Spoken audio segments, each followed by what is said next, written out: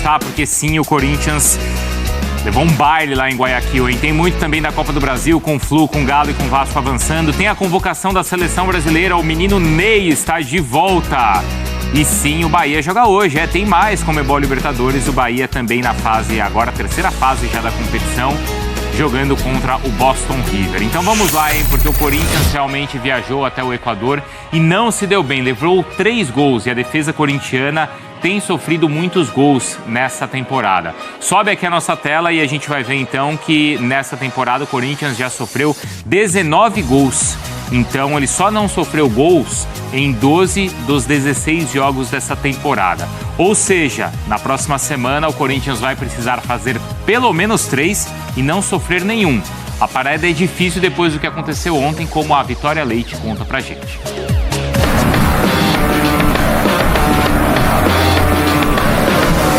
Para receber o Corinthians, o treinador do Barcelona de Guayaquil escolheu traje de gala. Foi mais ou menos assim que a equipe dele se portou em campo.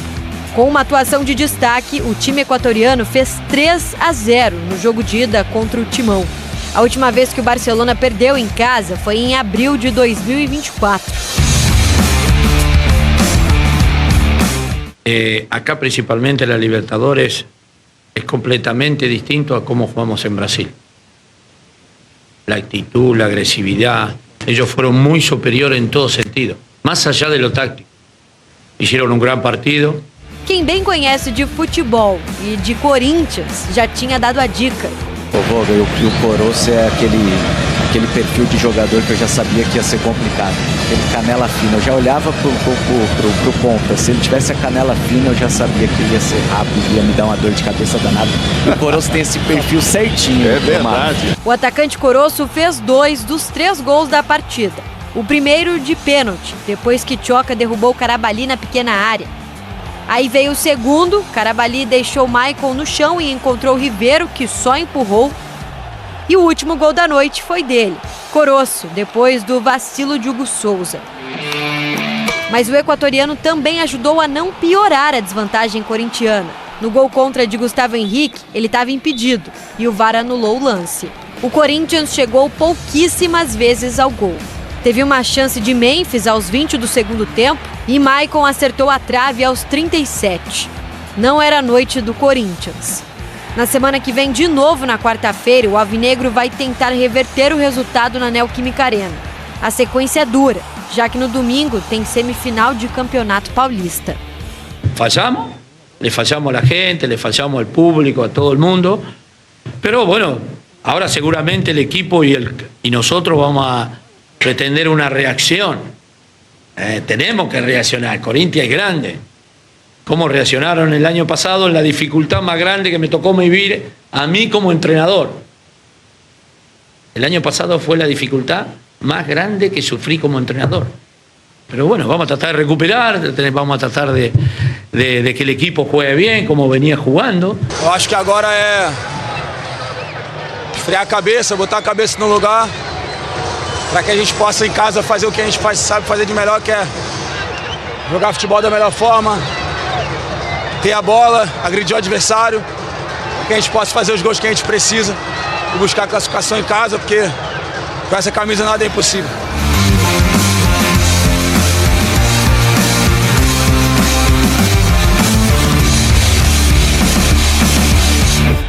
Quero falar sobre o Ramon Dias, hein? Já. Agora eu vou chamar o Vlad, porque o Vlad mais cedo, né, Vlad? A gente estava falando sobre como a torcida do Corinthians reagiu a essa dura derrota. O Corinthians precisa reverter esse resultado, mas antes disso tem também partida decisiva e é clássico na Neoquímica Arena contra o Santos. 2 semanas aí, ou 1 semana, 10 dias quentíssimos pro Corinthians, Vlad. Exatamente, de muitas decisões, né, Bruno? Um jogo decisivo atrás do outro.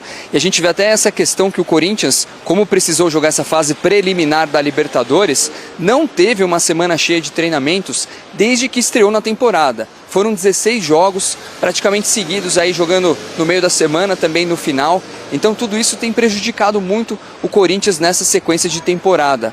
Para esse jogo contra o Santos no final de semana, o técnico Ramon Dias deve ter algumas mudanças, principalmente o retorno do Andileri, lateral esquerdo, que não está inscrito na Copa Libertadores da América, por isso ele pode ser titular, inclusive, contra o Peixe, além do possível retorno do Ranieri, que tem se recuperado da lesão, ficou de fora das últimas partidas, também vem sendo trabalhado pela comissão técnica para entrar nesse jogo decisivo. Outros jogadores são dúvidas. O José Martínez, que foi cortado às vésperas do jogo contra o Barcelona de Guayaquil, deveria até mesmo talvez ser titular, mas acabou sentindo dores, foi cortado, é dúvida para esse jogo contra o Santos, além do Igor Coronado, que também nem viajou para Guayaquil para fazer esse jogo contra o Barcelona, também sentiu dores. O Corinthians, que para essa partida contra o Santos também vai encarar uma questão da torcida. A torcida já está perdendo uma certa paciência em relação ao time, principalmente após o desempenho contra a Universidade Central da Venezuela, quando nem fez o poropopó junto com os jogadores.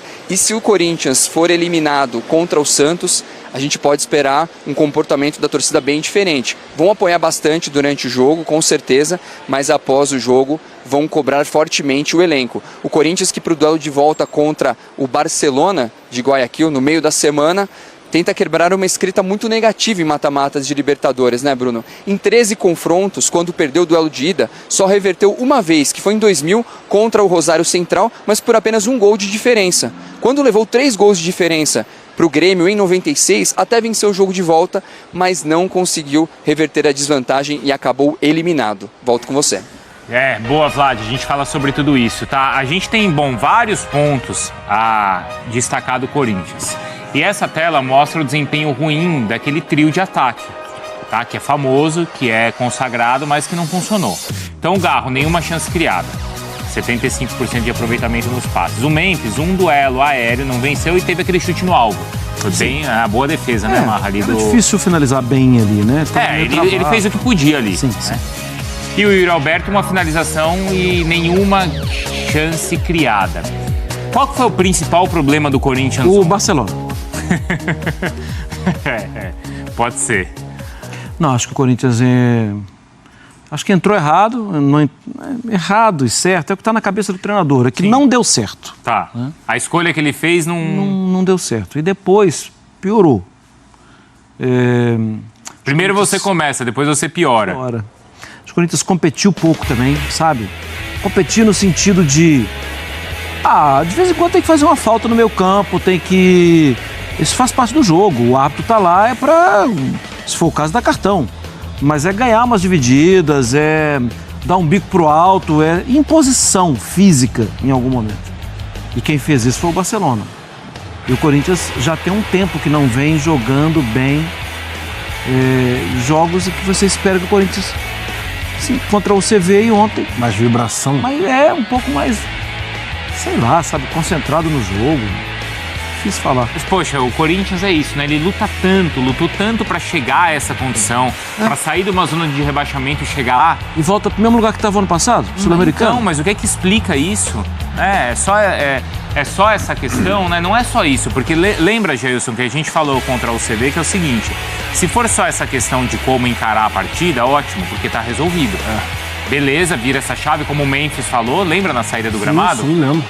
Mas assim, quer dizer, ele não melhora isso e ele também apresenta os problemas ali em campo. Cara, ontem foi a gente tá falando de atropelo e tudo mais, mas assim, vontade, garra ali na hora da estourada, você tá dentro do campo, você vencer ali o duelo, até o Marra tava falando em relação aos duelos, o Corinthians perdeu tudo, sabe? Perdeu tudo. A distribuição tática foi a escolha do Ramon, não deu certo. Né? A gente já tinha falado aqui, que às vezes fica, você tá falando depois e tudo mais. Não. Enfim, não deu certo a escolha tática que ele tentou usar. E na vontade, na pegada, os dois volantes do Barcelona embrulharam o meio-campo do Corinthians. Vocês avisaram aqui também. O Martínez e o Carrillo, a gente já tinha falado, eram os jogadores físicos desse meio-campo do Corinthians. O Alex Santana sozinho ele não conseguiu sustentar. O Bidon já é um pouco mais franzino mesmo. E o Garro, sério, a gente estava vendo ali em relação a chances de passe e tudo mais, o Garro mal conseguiu encostar na bola. Sim. E o gramado também não ajudava. O gramado estava pesado. O gramado estava pesado. O Yuri Alberto e Memphis, então, nem se fala. O máximo era tentativa ali de duelo, de bola no alto e tal, mas eles estavam muito longe. o setor Yuri e Memphis com o resto do time tá completamente longe. Então não tinha nem como a bola chegar nos caras. E a gente ainda falou aqui também que se o Memphis jogasse aberto pela esquerda, não ia dar certo. E foi o que aconteceu. O Memphis, ele naturalmente ficou um pouco mais aberto pelo lado esquerdo e ele faltava velocidade. Teve uma hora que ele tentou dar o tapa na frente, ele não chegou nem perto de ganhar fisicamente a bola do lateral. Então, assim, o Corinthians foi atropelado, foi engolido e vai ser muito complicado de você conseguir reverter esse resultado aqui. Dessa questão da competitividade, o Ramon, na entrevista coletiva, ele falou, porque Libertadores é diferente, Sim. você tem que... Eu ia falar até em cima dessa sonora dele. Então, ali. e assim, isso assim, é tão óbvio. E aí a questão assim, é a responsabilidade dele. Então, se ele sabe que Libertadores assim é diferente, por que ele escalou, por exemplo, o Tchoca? Por que ele escalou, por exemplo, o Obidon? E assim, nada contra os dois, a gente até elogia muito os dois. Mas se ele sabe que o jogo tem uma outra exigência, Bruno, a responsabilidade é dele. Tem mais coisa a responsabilidade dele. Cara, eu estava fazendo o jogo ontem do lado do Fábio Santos. E assim... Poucas vezes o Corinthians estava organizado para fazer o que estava tentando fazer. O Barcelona de Guayaquil com a bola, em saída de bola. Aí você percebia o Corinthians no início do jogo marcando 5 metros do meio campo para trás. Em algum momento, depois que sofreu o gol, começou a tentar dar o bote. Tentar dar o bote era tudo que o Barcelona queria, porque o Corinthians não estava preparado para o segundo momento. Aí o Yuri ia lá e tentava pressionar. Você está tentando pressionar aqui, eu vou dar o passe ali. Ali não tem ninguém. E aí o Barcelona vinha com a bola. O time não era organizado para esse tipo de coisa. Então, em algum momento, ficou na cabeça dos jogadores aquela coisa. Acho que eu vou lá. Isso não é treinado, é descoordenado. Isso é 2025, né? Assim, não é acho que vou lá. Acho quando você vai, eu vou driblar, vou bater. Mas quando você faz isso, você quebra todo um sistema defensivo. Porque se você foi antes da hora, o que está atrás de você vai ter que fechar aquele buraco, alguém vai ter que fechar o outro buraco, o outro, assim, e por aí vai. É uma responsabilidade do treinador. Do treinador. Até o pênalti. Até o pênalti ali do Tchoca, tudo bem. A gente já tinha falado também, o menino, ele acabou errando lá, já estava a situação, mas enfim, na hora do pênalti do Tchoca, na hora que sai a tabela, o Tchoca, se não tivesse, por exemplo, com 3 zagueiros, provavelmente não seria ele que daria aquele bote ali. Sim. E com essa mudança de 3 zagueiros, até que você não está no automático ali, nos movimentos naturais que acontecem em jogo, de acordo com o entrosamento e como você já sabe jogar em determinada formação. Ele sai para dar o bote, que às vezes com 2 zagueiros seria o lateral esquerdo. Ou seria um volante que estaria cobrindo e não zagueiro. E ele sai no desespero para fazer a cobertura. Sim. E a segunda bola?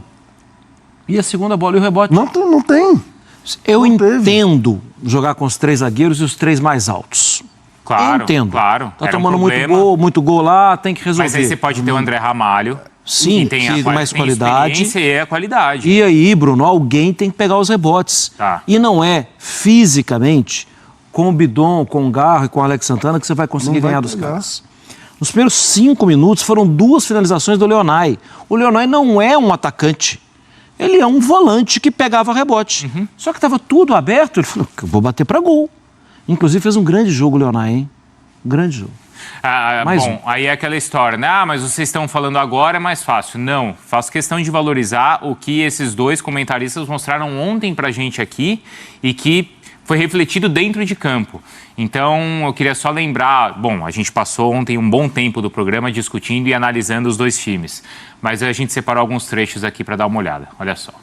Você tem que tomar cuidado, porque esse time do Barcelona é bem perigoso, é muito veloz mesmo nas pontas, e o jogo do Corinthians você precisa com que os laterais façam parte dessa construção ofensiva. Só que se você liberar muitos laterais, você vai dar justamente o espaço que o Barcelona quer. Tem uma pressão para retomar a bola, uma pressão alta. Aqui tem uma dupla de marcação, aqui também tem, aqui tem um na sobra, esse aqui não vai receber a bola, nem aquele. Tem 2 volantes que pegam bem. Eu só vou chamar a atenção para isso daqui, ó. Esses 2 jogadores, Coroço e Carabali, eles são muito ofensivos mesmo, e tecnicamente são muito bons, assim. A possibilidade de mexer nos volantes. Não. Não? Não, pra mim não. Você tirar o Carrilho, que é o melhor Não, o jogador. Carrilho não dá pra tirar. É o melhor jogador do time no momento, assim, no meio-campo. O Martins não tem é o como jogador de tirar. mais pegada. Exatamente. Não, é hoje. É hoje? É hoje, é Libertadores. É. É Libertadores. Por exemplo, acontece um resultado, sei lá, 2, 3 gols de diferença lá. E o Corinthians caindo pra Sul-Americana. Tu acha que o Corinthians vai ficar feliz? Que coisa, hein? E aí eu tô fazendo questão aí de lembrar e valorizar, porque hoje acho que a coisa mais fácil que tem é você abrir uma live depois do jogo e sair xingando todo mundo. Isso aí vai render visualização, vai viralizar e você vai até ganhar dinheiro em cima disso. O que é difícil é você passar o carnaval estudando esses dois times para apresentar a melhor cobertura que a gente tem aqui na ESPN. E foi o que o Jailson e o que o Mário Marra fizeram nos últimos dias. Por isso é legal a gente valorizar o trabalho que é feito antes e que a gente consegue enxergar depois no jogo e durante a transmissão. Por isso, e que assim, expõe também o que talvez a lição de casa talvez não tenha sido feita por quem deveria ter feito, né? É, porque o jogo foi muito controlado, Bruno. Sim, é um momento até... Não é possível. Não é possível que, assim, aquela parte da velocidade pelos lados, do Carabali, da forma que ele acessa a área, de como os volantes iam ditar o ritmo, de como eles iam dominar a partida. Não é possível que tenha acontecido tudo o que estava acontecendo antes. O Corinthians precisava impedir isso. E, de novo, isso vai acontecer. Se não mudar, isso vai acontecer de novo. Eu acredito muito na Neoquímica Arena. Sim, até muito. porque na Neoquímica Arena, o Corinthians, ele vai fazer gol. Vai fazer 1, pode fazer 2. E tem feito no início, né? A questão é ele não tomar também, né, Mar? E os jogadores vão ter que... Não dá mais para a responsabilidade ficar sempre na voz que vem da arquibancada, sabe? Isso. A voz que vem da arquibancada, a voz é sempre alta, sempre apaixonada. Agora, precisa do jogador se entregar mais também em campo. E acho também o seguinte, o Ramon errou. O Ramon errou. Mas é muito confortável que ele fique com esse barulho todo na cabeça Só dele. nele, né? Exatamente. Eu acho que tem algumas coisas que tem que ser divididas. Esse terceiro gol aí, ninguém chegou nem lá antes, tá? Lá no início. Primeiro que é um absurdo você tá com... Você tem que entender que você tá num jogo de 180 minutos. Você tem ida e você tem volta. 2-0 já é um resultado muito complicado de você conseguir reverter dentro de casa. E você sai para fazer o escanteio e você simplesmente não presta atenção na recomposição, no possível contra-ataque que você pode sofrer. Cara, 3-0 numa eliminatória de ida e volta, pô, é difícil pra caramba de conseguir reverter. E ninguém dá uma pancada no cara. Não, e contra um time... Era o Valencilha ali, né? Que era o lateral esquerdo, ou era o zagueiro? Direito.